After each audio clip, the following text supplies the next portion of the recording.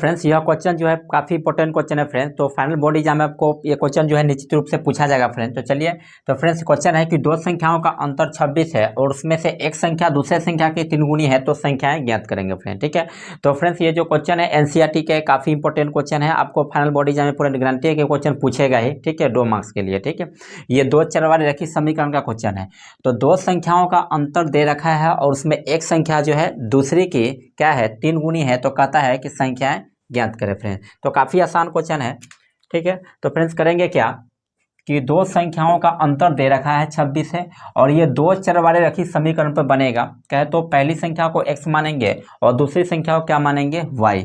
तो यहाँ पे दे रखा है कि क्वेश्चन कहता है कि दो संख्याओं का अंतर कहे तो घटाओ 26 है और एक संख्या दूसरे की क्या है 3 गुनी है, तो संख्याएं ज्ञात करें। ठीक है, तो कभी इस टाइप से अगर क्वेश्चन आएगा एग्जाम में, तो सबसे पहली बात है आपको दो संख्या पता नहीं है, अननोन है। ठीक है, तो सबसे पहले केसेस में आपको दो संख्याओं कोई ना कोई वेरिएबल माननी पड़ेगी। ठीक है, X Y A B C D कोई भी वेरिएबल आप मान सकते हैं। तो पहली बात कि हम पहले दो संख्याओं को मान लेंगे। तो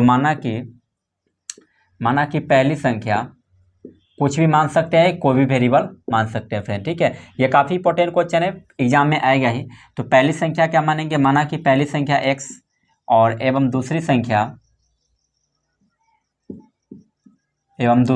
क्या मानेंगे, दूसरी संख्या y।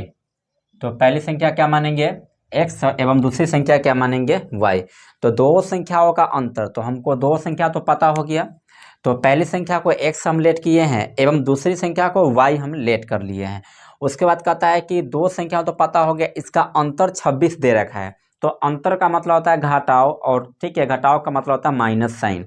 ठीक है, तो दो संख्याओं का अंतर मतलब x जो है पहली संख्या है और y जो है दूसरी संख्या है। अंतर मतलब घटाव होता है, तो घटाव का साइन देंगे।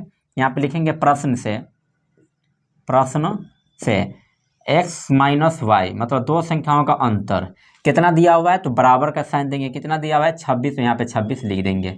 उसके बाद इसको क्या मानेंगे, समीकरण 1 मानेंगे। तो यहाँ पे समीकरण क्या मानेंगे 1।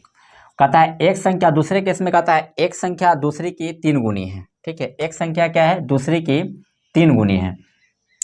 तो एक संख्या क्या मानेंगे, एक संख्या मतलब पहली संख्या, दूसरे क्या है 3 गुनी है। तो पहली संख्या क्या है x, दूसरी संख्या क्या है y। तो y क्या है 3 गुनी है। तो ये हो जाएगा y, दूसरी संख्या y है, तो y गुने कितना हो जाएगा 3। तो x इक्वल टू हो जाएगा 3y। तो 3y को इधर ले जाएंगे तो x minus 3y equal to कितना हो जाएगा 0। इसको कितना लेट करेंगे, समीकरण 2।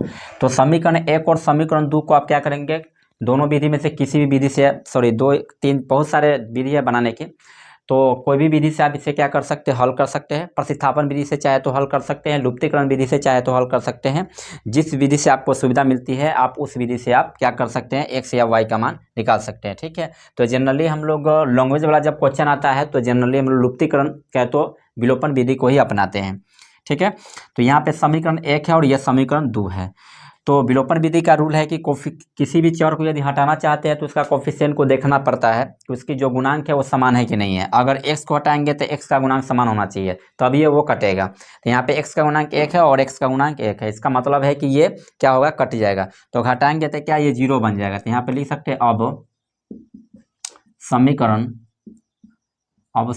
1 एवं समीकरण 2 को क्या करने पर, घटाने पर, समीकरण 1 एवं समीकरण 2 को घटाने पर। तो समीकरण 1 कितना दे रखा है, x minus Y equal to कितना 26 है, और समीकरण 2 कितना रखा है, x minus 3y equal to कितना है 0 है। घटाएंगे, ठीक है, तो ये हो जाएगा, यहाँ पे घटा देंगे तो हो जाएगा ये 2y इक्वल टू कितना हो जाएगा 26। यहाँ पे y का मान निकालेंगे कितना आ जाएगा 26/2, काटेंगे कितना आ जाएगा y का मान 13। ठीक है, y का मान 13, इसका मतलब होता है कि दूसरी संख्या हमको पता हो गया है और पहली संख्या निकालना है। ठीक है, तो y का मान समीकरण 1 या 2 में कहीं भी रख सकते हैं। तो यहाँ पे लिख सकते हैं y का मान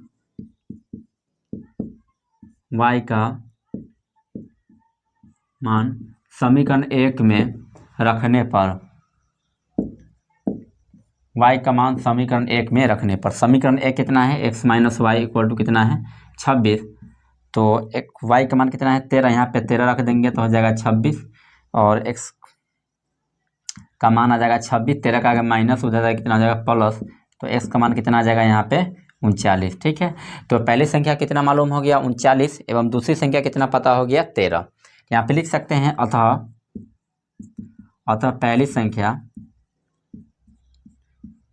पहली संख्या को ही एक संख्या बोलते हैं। अतः पहली संख्या हो जाएगा 13 एवं पहली संख्या हो जाएगा यहाँ पे 93 का है तो 39 एवं दूसरी संख्या यहाँ पे हो जाएगा, दूसरी संख्या हो जाएगा क्या 13। तो फ्रेंड्स इस टाइप से आपको फाइनल बोर्ड एग्जाम में क्वेश्चन आएगा तो आप इस तरीके से सॉल्व कर सकते हैं। ठीक है, अगर ये क्वेश्चन आएगा तो इस टाइप से क्वेश्चन जरूर पूछा जाएगा कि दो संख्याओं का अंतर इतना है, एक संख्या इतना है तो दूसरे की 3 गुणी है तो संख्याओं को ज्ञात करें। ये क्वेश्चन देकर आपको इस टाइप से दूसरे क्वेश्चन दे दिया जाएगा तो आप आसानी से इस तरीके से आप क्या कर सकते हैं, सॉल्व करते हैं फ्रेंड। ठीक है, तो आपको समझ में आ गया ये क्वेश्चन काफ़ी VVI था।